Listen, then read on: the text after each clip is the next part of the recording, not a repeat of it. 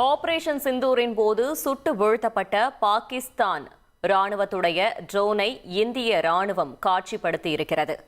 மேலும் தகவலை செய்தியாளர் ரமேஷ்குமார் வழங்கிட கேட்கலாம். ரமேஷ்குமார், வணக்கம். முழு தகவலை சொல்லுங்க. கடந்த ஏப்ரல் மாதம் பாகிஸ்தான் நடத்திய பெஹல்காம் பயங்கரவாத தாக்குதலுக்கு பதிலடியாக இந்தியா ஆபரேஷன் சிந்தூர் நடவடிக்கையை மேற்கொண்டது. இந்தியாவினுடைய ஆபரேஷன் சிந்தூர் நடவடிக்கைக்கு பதிலடியாக பாகிஸ்தான் இந்தியாவினுடைய பல்வேறு முக்கியமான ராணுவ நிலைகள் மற்றும் இடங்களை குறிவைத்து பல்வேறு ஏவுகணைகளையும் ட்ரோன்களையும் ஏவி இருந்தாலும் இந்தியாவினுடைய வான் பாதுகாப்பு அமைப்புகள் பாகிஸ்தான் ஏவிய அனைத்து ட்ரோன்களையும் இடைமறித்து சுட்டு வீழ்த்தியது. அந்த வகையில் பாகிஸ்தான் இந்தியாவின் மீது ஏவிய ஈகா என்று சொல்லப்படுகின்ற ஒரு முக்கியமான ட்ரோனை இந்தியா அப்போது சுட்டு வீழ்த்தியது. அந்த சுட்டு வீழ்த்தப்பட்ட பாகிஸ்தான் நாட்டினுடைய ட்ரோனை தற்போது இந்திய ராணுவம் முதன்முறையாக காட்சிக்கு உட்படுத்தி இருக்கிறது. டெல்லியில் இருக்கக்கூடிய இந்திய ராணுவ தளபதியினுடைய இல்லத்தில் தான் இந்த பாகிஸ்தான் நாட்டு ட்ரோன் விமானம் காட்சிக்கு வைக்கப்பட்டிருக்கிறது.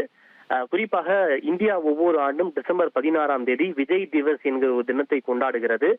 1971 இந்தியா மற்றும் பாகிஸ்தான் போரினுடைய இந்தியா வெற்றி பெற்றதை குறிக்கும் வகையில்தான் விஜய் திவஸ் கொண்டாடப்படுகிறது. அந்த விஜய் திவஸை ஒட்டிதான் இந்த பாகிஸ்தான் சுட்டு வீழ்த்தப்பட்ட பாகிஸ்தானுடைய அந்த ட்ரோன் தற்போது காட்சிக்கு வைக்கப்பட்டிருக்கிறது.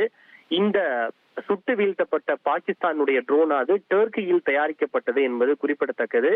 இந்த ட்ரோனை பாகிஸ்தானில் இருக்கக்கூடிய லாகூர் விமான நிலையத்திலிருந்து கடந்த மே 10ஆம் தேதி சுமார் 10 கிலோ வெடி பொருட்களுடன் பஞ்சாபில் இருக்கக்கூடிய ஜலந்தரை நோக்கி பாகிஸ்தான் ஏவியது என்பது குறிப்பிடத்தக்கது.